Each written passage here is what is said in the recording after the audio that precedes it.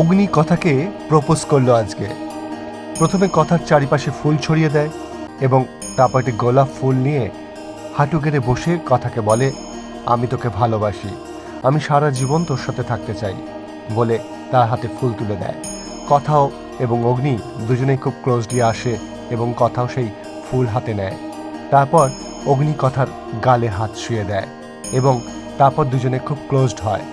আসলে এই সবই ছিল প্রত্যয় কিভাবে ঋতুকে প্রপোজ করবে সেটা দেখানোর জন্য। কিন্তু এই দেখাতে গিয়ে অগ্নি এবং কথা দুজনেই আবার সেই আগের মতন হয়ে পড়ে। তারা ভুলেই যায় যে শেখাচ্ছিল প্রত্যয়কে, কিন্তু মন তাদের অন্য জায়গায় চলে যায়। তারা দুজন দুজনের দিকে তাকিয়ে থাকে। একেই বোধহয় ভালোবাসা বলে।